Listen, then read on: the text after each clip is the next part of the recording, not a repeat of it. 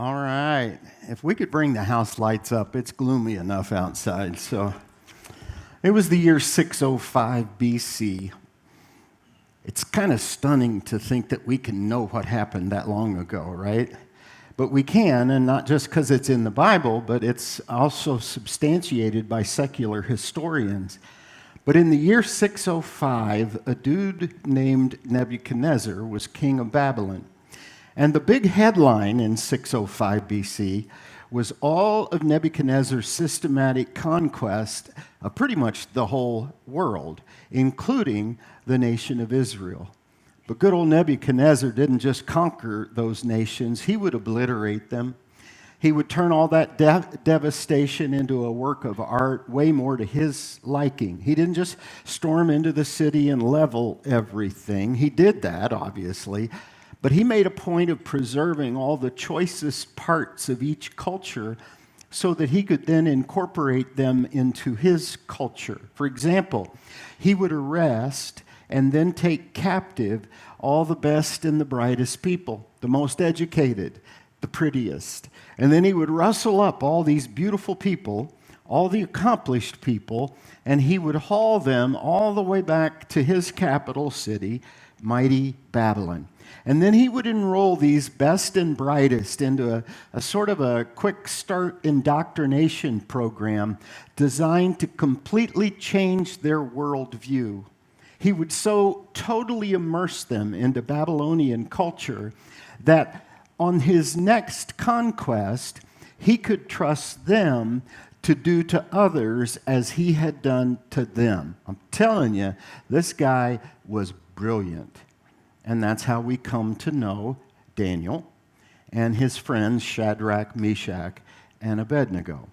The armies of Babylon had just conquered the holy city of Jerusalem. They'd leveled the ancient temple of Solomon and taken everything of value, including the most beautiful and the most educated people. And then he brought all those treasures back to the place that would become their new home, Babylon. However, after having vetted this particular quartet of Daniel, Shadrach, Meshach, and Abednego, King Nebi, as we're going to call him just to shorten things up, decided they weren't just the elite, they were the elite among the elite. And so they were chosen, along with a few others, to serve the king and then to live with the king inside the royal palace. But his master plan was still very much in effect. This team of indoctrinators would re-educate the brightest of the bright, which was no small task since Daniel and his buddies had come from a strictly monotheistic culture. But Babylon, as Josh has been teaching us, Babylon was a pluralistic culture, especially when it came to religion. And what I mean by pluralistic is, instead of the one true God these young men had always heard about and learned about back in Israel, Babylon offered many gods to choose from and all kinds of different moralities as well. And every single one of these gods and all of these various moral positions, according to the Babylonians, they were all equally valid. Now, as plans for world domination goes, Nebi's plan was brilliant. Just one problem. These young men, teenagers actually, were smart. So smart, they saw through Nebi's plan and very quickly and quietly began resisting the plan. You see, when you believe in the God of the Scriptures, you also believe that the God of the Scriptures is the God and the only true God. Never mind what the pluralistic crowd wants to try to tell you. Relax, guys, you can still have that God. That's fine. Your Israeli God is cool with us. Because around here, there isn't just one God. We got a lot of gods. So all you got to do is pick one or 21. We don't care. The only time we will care, listen, is if you try to tell us that there is just one God. And therein was the tension. because the pluralistic bunch was starting to get nervous about the Christians crowd's agenda, and the Christians were getting all agitated about the pluralistic crowd's plan. You may remember how it all got started. Nehemiah began by stripping down their belief system by adjusting their diet. Remember that? And then he gave them a brand new wardrobe. And then he shaved their heads and pierced their ears. So far, nothing major, nothing life-altering, just a tweak here, fine-tune there. Just subtle little changes in what was the re-education plan of these 4 teenage boys from Israel. But then he gave them new names. Forget the name his mama gave him. Daniel's new name was now Belteshazzar. That's a pretty cool sounding name. But here's the rub. The root of Daniel's new name was the name of one of Babylon's more prominent gods, the god Bel. Same thing with the other 3. And that's when Daniel and his buddies realized these people are not going to be content until they strip away everything we've always believed, what we've always known, and the foundations we have always put our trust in. So, if we don't take a stand, and if we don't do it now, dude, we're going to wake up someday, and we are going to be Babylonian to the core. With that, let's go to Daniel 3. Because in addition to reviewing one of the greatest stories ever told, today I want to wrestle with a question that I think is powerfully relevant in our day. And here is the question. How can we live as believers in the one true God while we live in the midst of what has become a thoroughly pluralistic culture? Because, folks, pluralistic is exactly what America has come to be. And you know it's true.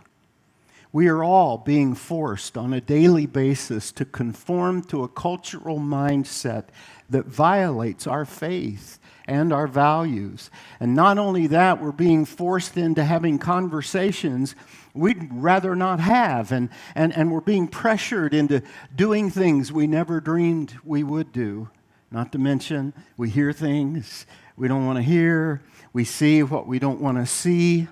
And so as we dissect this very familiar story, I want you to hear the teaching from that perspective, because like it or not, this culture is pluralistic. And no pluralistic culture has ever ultimately been satisfied with ground already taken. Shadrach, Meshach, and Abednego had already lost their homeland. They had been exiled from Israel. They've lost their families, and now even their names were stripped away. All to this end, to force them to lose their sense of national identity and even more, their allegiance to the one true God. But if you think Nebuchadnezzar was satisfied with taking that much territory, you would be wrong. No. Nebuchadnezzar had already planned his next phase, and here's what he did. Nebuchadnezzar built a statue, and not some itty-bitty little desktop figurine. This statue was 90 feet tall. It was a monstrosity. And then he covered it with gold and surrounded it with orchestras and then set it in the most public place in Babylon. And then he issued his decree, unpacked for us in the opening verses of Daniel 3, a decree that effectively said, if anybody is in line of sight of this statue, and if the orchestra were to begin playing, then whoever sees the statue has to bow down and worship. And if you didn't do as assigned, you would be thrown into a blazing hot furnace. What did the statue represent? We're never told. In fact, the statue was never even given a name. But of this you can be sure, since Babylon had conquered all of these other cultures, and since Nebuchadnezzar clearly wanted the world to think that his nation was a nation unified, this statue was a reminder to everybody, Nebuchadnezzar was the man. Besides, since Babylon was already deeply polytheistic, why not throw yet another god into his growing pantheon, right? So whether the statue was a religious thing or a political thing, we're not told, but knowing good old Nebuchadnezzar, it was just another power grab. But back to the story. Because whatever the statue stood for, Shadrach, Meshach, and Abednego, they weren't about to start bowing. Well, as soon as the statue was finished, Nebuchadnezzar ordered all of his key leaders from all around the world to come for the statue's dedication. And since they really had no choice, they came. And as the festivities were about to begin, the king's herald gave this instruction. He said, as soon as you hear the sound of the horn, flute, zither, lyre, harp, pipes, and all kinds of music, you must fall down and worship the image of gold that King Nebuchadnezzar has set up. Whoever does not fall down and worship will be immediately thrown into the furnace. Now picture it.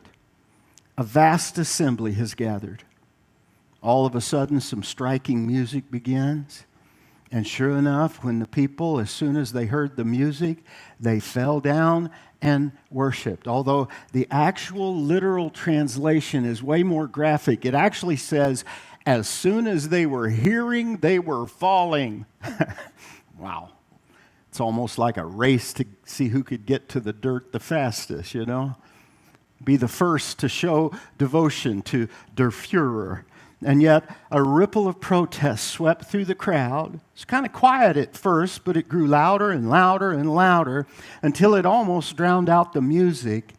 And everybody who wanted to be anybody started pointing. Not at the statue, but at those three men. Why? Because they're still standing. Although you really weren't sure whether they were hard of hearing or just suicidal. But what was obvious is this: these three men were determined not to bow the knee or to bow their heads. And that's when certain Chaldeans, which was a high-ranking class of people in Babylon, the Chaldeans came forward and maliciously accused the Jews. They declared to King Nebuchadnezzar, "O king, live forever. You, O king, have made a decree, but these three refused to bend the knee." The word translated maliciously accused actually suggests that they were going to eat those boys to pieces. Why so harsh? Well, because these uppity Chaldeans had wrongly, in their view, been placed under the authority of Shadrach, Meshach, and Abednego. And they were so consumed with jealousy against those teenaged upstarts that they saw this as their moment, right? And so they ratted them out, knowing all too well how the king would respond. And sure enough, furious with rage, Nebuchadnezzar summoned Shadrach, Meshach, and Abednego. They were brought before the king, and Nebuchadnezzar said to them, "Is it true, Shadrach, Meshach, and Abednego, that you do not serve my gods or worship the image of gold I have set up? Well, then fine, basically. We're going to try this again. And this time, when you hear the sound of the horn, flute, zither, lyre, harp, pipes, and all kind of music, this time, you must be prepared to fall down and worship the image I made. If so, very good. But if you do not worship it, you will immediately be thrown into the blazing furnace. Then, get this, what God will be able to rescue you from my hand?" Note that last line. That is what is called a rhetorical question. And whenever somebody asks a rhetorical question, they're not looking for an answer, right? They're making a point. When I was a kid, my parents' favorite rhetorical question was, "Do you think I'm stupid?" I wasn't about to say, well, now that you mention it, So when King Nebuchadnezzar says, "Who is the God who will deliver you?" Trust me, he is not expecting a name. He's reminding these smart aleck kids that they better be treading lightly. What he's not saying is you people got to forsake your gods in favor of mine. Understand, he's not saying that. And we know that not because Nebuchadnezzar was building this multinational and multi-ethnic community. This would be a collection of all kinds of cultures that by design were pluralistic to the core. He had people coming into Babylon from every tribe and every nation, and they were bringing with them their religions and their morals, plus their own collection of little itty-bitty gods.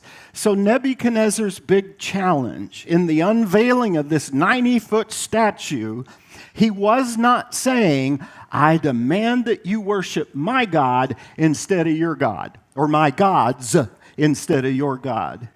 No, here's what Nebuchadnezzar was saying. All I want is for you to fold in my gods alongside your God.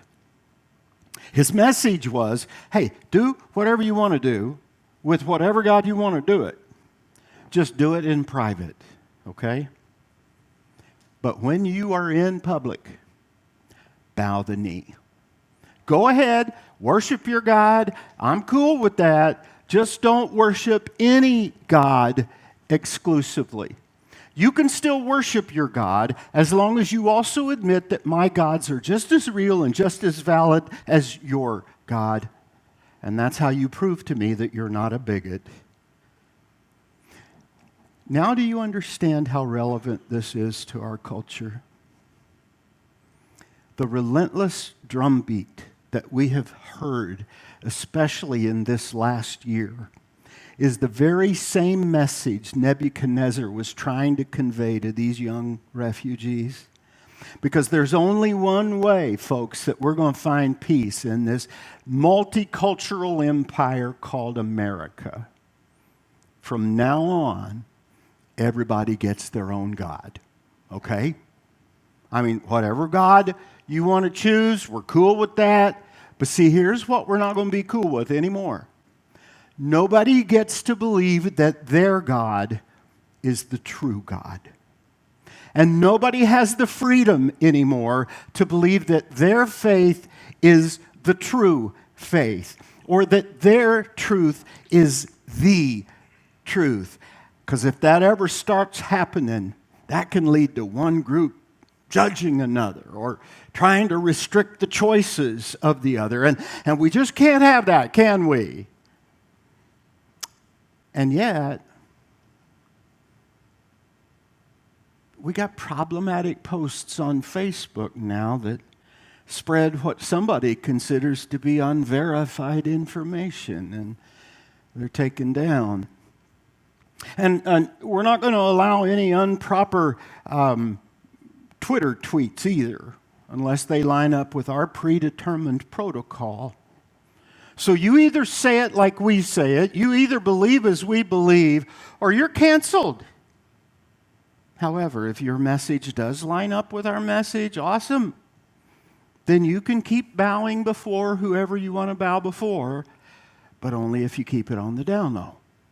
Because the only way our pluralistic culture is going to live in peace is if everybody worships according to their own choosing, yes. However, nobody gets to believe that they've got the goods, that they worship the God, or they have the faith, or they embrace the truth. You got it?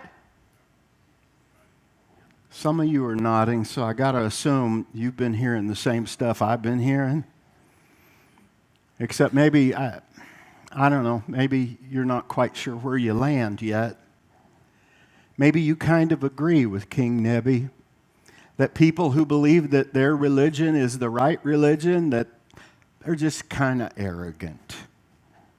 That those kind of people are judgmental, and maybe if left unchecked, they might try to impose their views on me, and I ain't having it. But then there are others in the room, hopefully many of us, who are Christian to the core, meaning you sincerely believe that Jesus Christ is the one true Lord, and you also believe, as Scripture clearly teaches, that there is only one Lord, just one faith, and one holy baptism. And there are yet others in the room, and we're glad you're here, but you don't know what to think. So let's talk.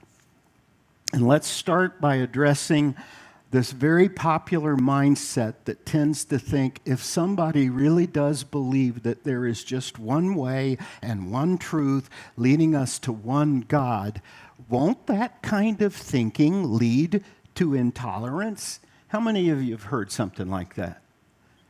And maybe even cause somebody to try to impose their views on everybody else? Doesn't that kind of thinking make you an enemy to this grand and accepting and arms wide open pluralistic culture we're trying to reshape America to be? Well, I'm going to try to answer that with first a critique and then a word of comfort. All right? Simple outline. So, critique. And I'm going to try to be as gentle as I can be. A velvet-covered brick, perhaps.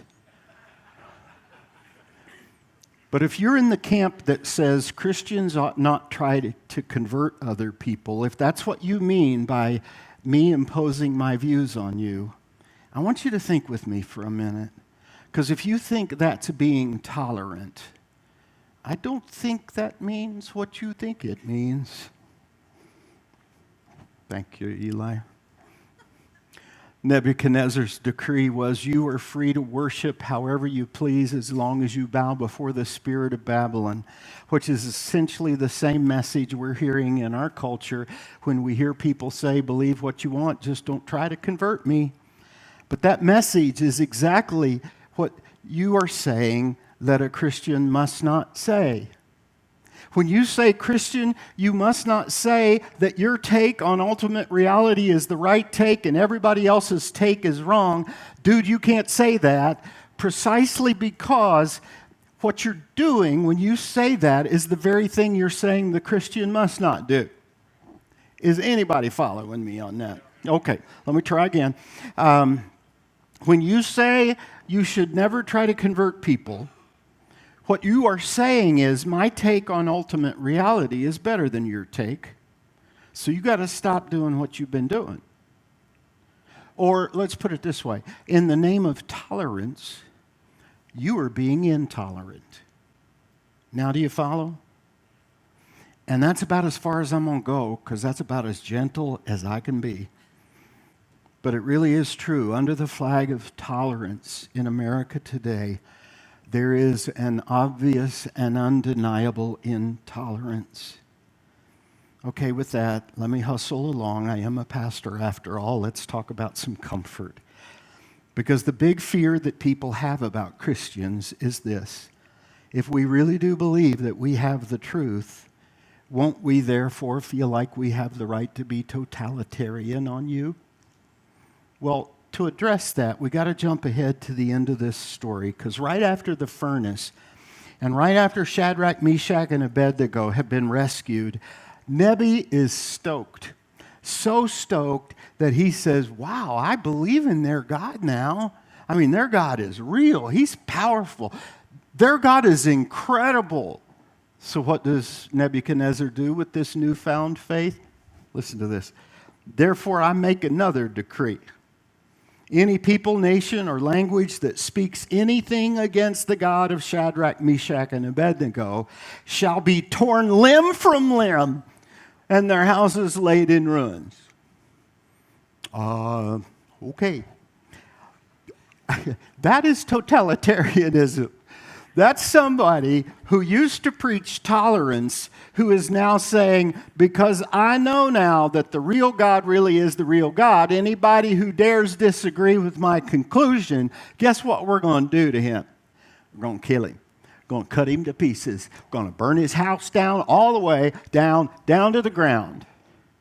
But read his decree again, carefully this time, because Nebi, although he is stoked about Israel's God, and though he does believe that Israel's God is the real deal, he never actually embraces Israel's God as my God. Instead, look at this. He says, praise be to the God of who? Those three Jewish boys, that's who. Nebuchadnezzar hasn't been converted. His life hasn't been changed. He hasn't appropriated God's message. He didn't really understand what the message was. See, anybody who says, I believe in the God of the Bible, but then acts in all kinds of totalitarian and destructive ways, they only succeed in proving that they still don't understand the God of the Bible. No, all Nebuchadnezzar has done is he's welcomed yet another god into his growing network of other gods. So my word of comfort to you is this. If you are concerned that if a Christian believes that their God is the only God, that they're going to be starting to act totalitarian and intolerant and aggressive, the answer is no. No. Because let me tell you, let me ask you this. What is the central truth about you that the Bible says you've got to fully embrace if you're going to truly be a follower of Jesus Christ? What is that central truth? That you are a sinner. Thank you. And that there is nothing in you, there's nothing in me that would commend either of us before our God. And yet, if you would just believe, if I would just believe, wow, all the kingdom. Does that sound totalitarian to you? Okay, maybe on the surface, but simple faith is the only key that unlocks the door of your salvation. What I'm trying so hard today, and I'm not sure I'm getting there, but I'm trying so hard, is to tell you religious pluralism, which is the siren cry of our day. On the surface, it sounds so tolerant, so welcoming, and yet, if you just poke at it, it is thoroughly intolerant. However, Christianity on the outside, maybe it does to some look rather intolerant. After all, doesn't the Bible say that Jesus is the absolute truth? I get it. That he is the way to the Father and the only way? Yeah. And the only plan that leads to a rich, fulfilling life in this world, but also in the world that is to come, eternal life. Okay, I get on the surface, yes. However, if you push on the Christian faith, nothing but grace. It's all about a merciful tolerance made possible because Jesus allowed himself to be nailed to the cross. You tell me that Christianity is intolerant, I point to the cross.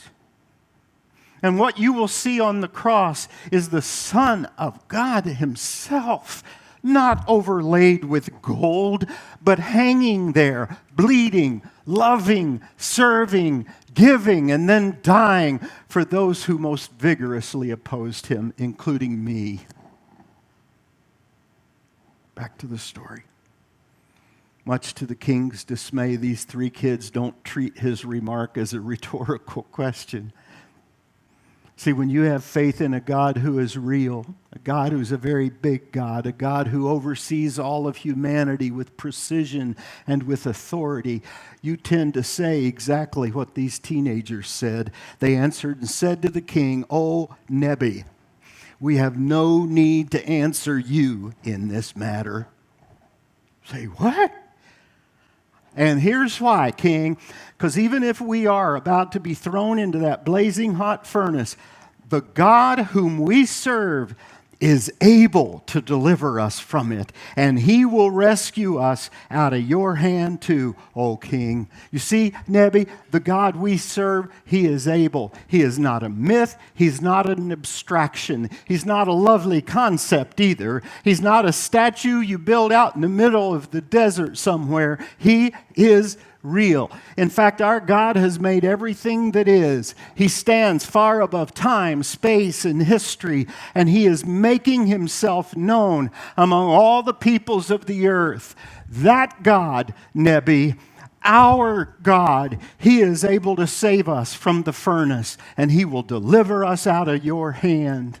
The God we serve, He is able. And that's the first truth that marks this God who is the one true God. He is able. And because He is, people, we got options.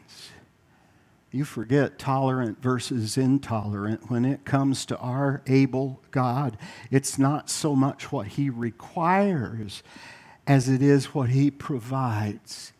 See, when you embrace my God, you no longer have to live another day in fear. You don't have to wallow in your defeat or grovel in your despair. No, the God we serve, King Nebi, His arm is not too short to save, as opposed to my arm that always seems to come up short. How about you? And that's true. And it's because human power always has its limit, and it will always reach the end of its tether. When I was a kid, I used to play a game called Daddy Home. And when my dad would come home at night and I'd hear the garage door open, I'd race down the stairs and leap into his arms. Now, my dad was a big guy, about 6 foot, 240 pounds. So I would take off maybe 5 or 6 steps above the landing, and I wouldn't even hesitate. I would just leap into the air because I knew my dad was going to catch me, no doubt. Till one day, my mom pulled me aside. Dad couldn't bring himself to do it, but Mom did. She said, "Steve, you can't play Daddy Home anymore." I was devastated. I said, "Why not?" She said, "Well, it's not that He doesn't love you, because He does. And it's not because He won't always be here for you, because He will. It's just, Steve, you're 41 years old, and He just, you know, Dad's arms just aren't what they used to be, right? And nobody's arms are. All of our arms, man, they flab and they give out. Even the king of Babylon's arms. Eventually, there's going to be an assault. Eventually, you will have a diagnosis or a disease, a fateful loss, maybe just age. But our God's arms have not lost 1 ounce of strength. And so we live in faith and not fear. Because we know no matter what we face every single day, no matter what the problem may be, no matter how deep my discouragement or how much I may wrestle with my internal emotions, even then, the God I serve, He is able. In fact, remember that prayer the Apostle Paul prayed?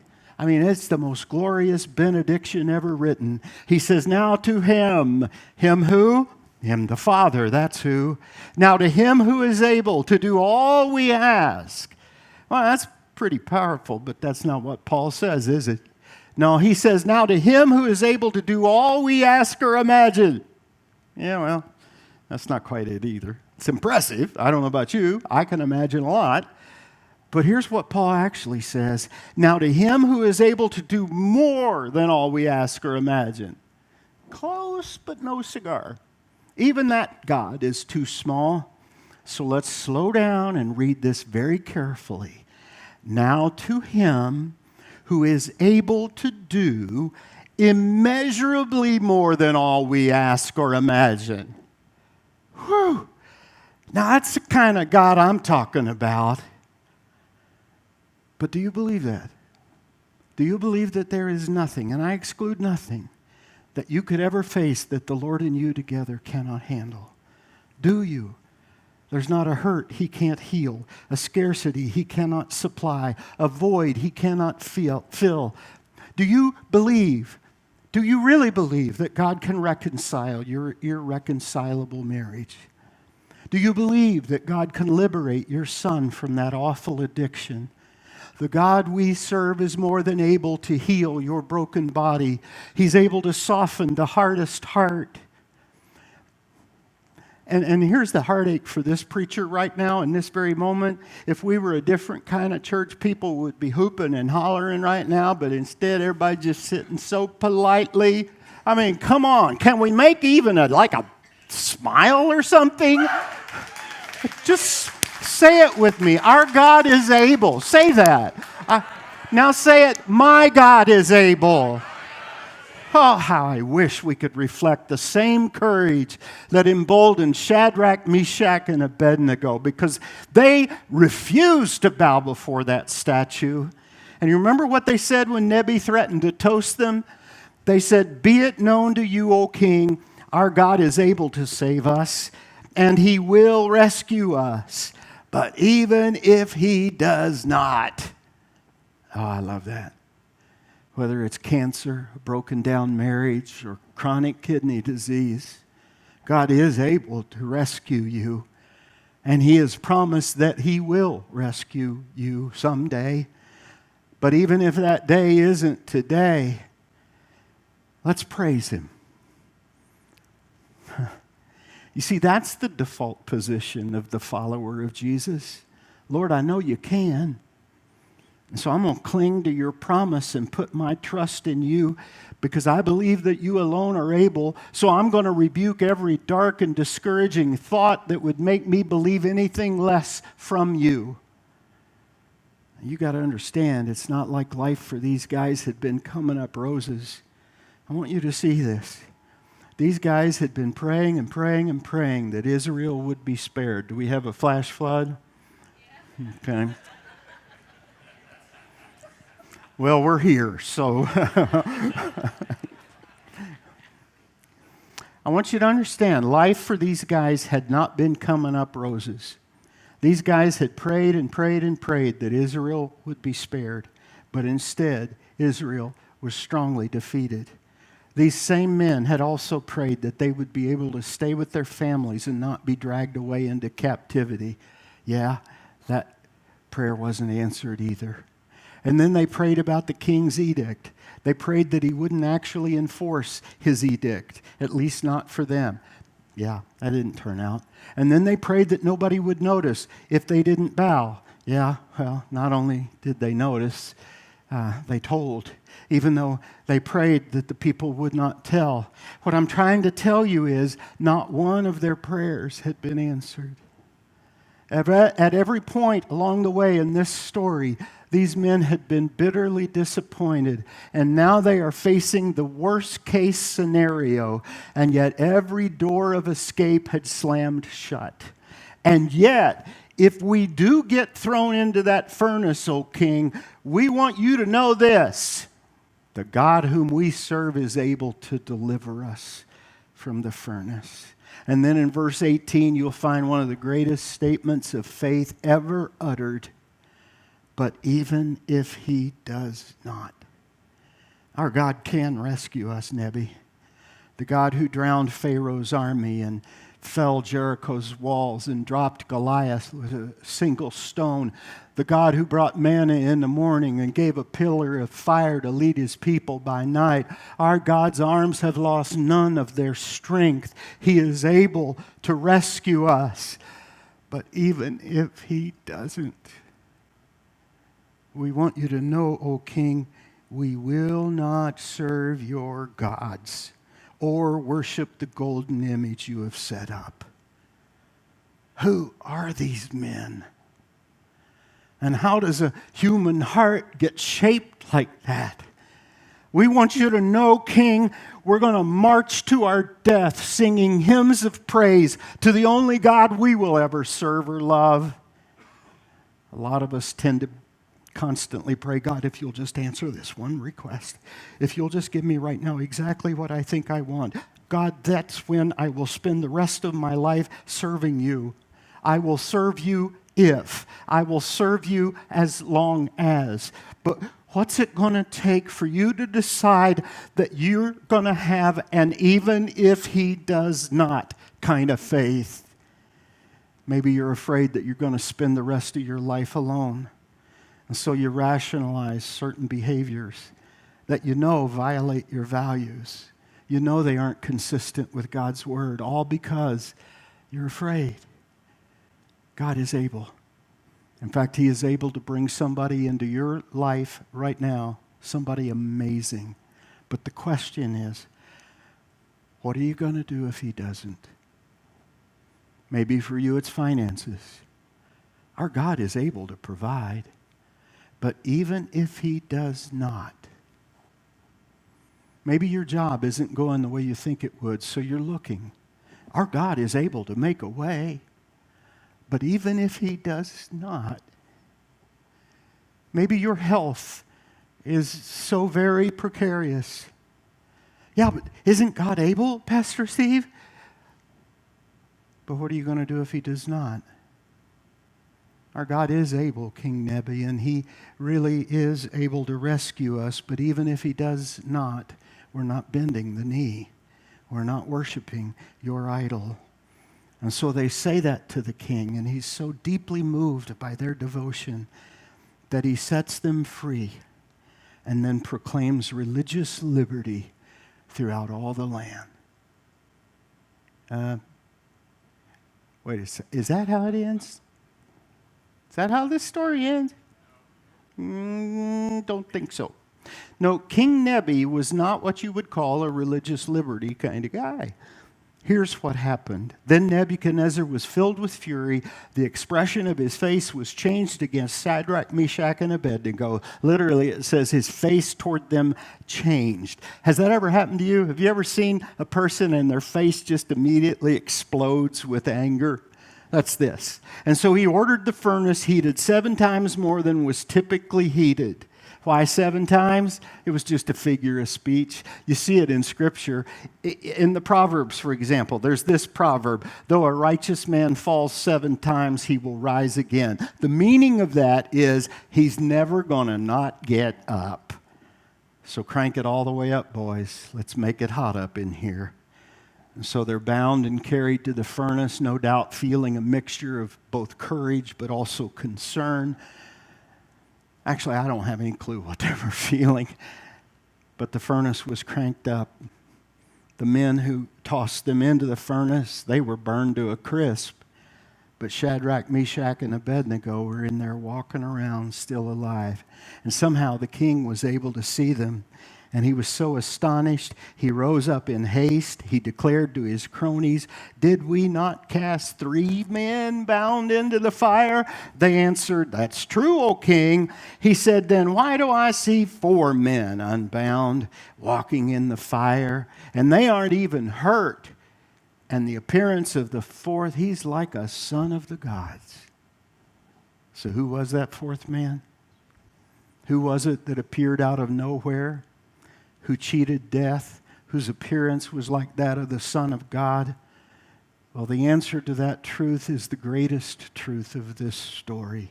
But even more, this is the truth that's going to change lives in here today. You ready? Yes. Those 3 men had been hoping to get delivered from the furnace, but God decided to deliver them in the furnace. And as it turns out, that's where Jesus is most often found. "I'll meet you in the furnace," he tells us, which is the only place, the ultimate scheme of all things, that is the safest place of them all. We have no clue what the rest of their lives were like, and we don't know because this is it. They're never mentioned again.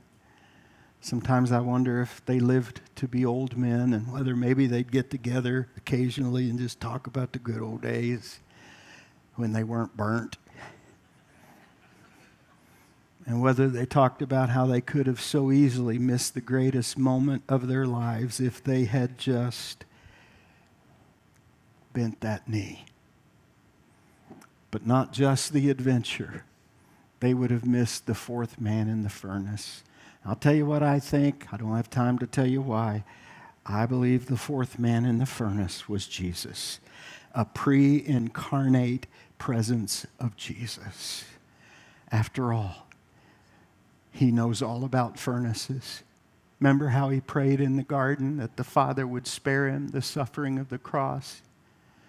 He prayed, remember, that the Father would release him from the pain of carrying your sin and my sin on his shoulders. I can't even conceive the pain that he bore in that moment.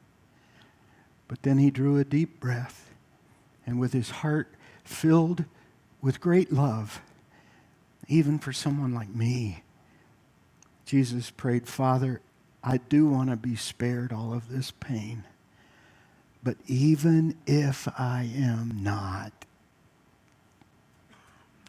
let the cup pass, Father. But even if it is not, nevertheless, not my will, but yours be done. And the Father's will was done. Because it really is true, people. Sometimes God delivers us from the furnace. Sometimes he delivers us in the furnace. Would you bow with me, please? And I want you to just consider for a moment, how did Jesus deliver you from the furnace or in the furnace?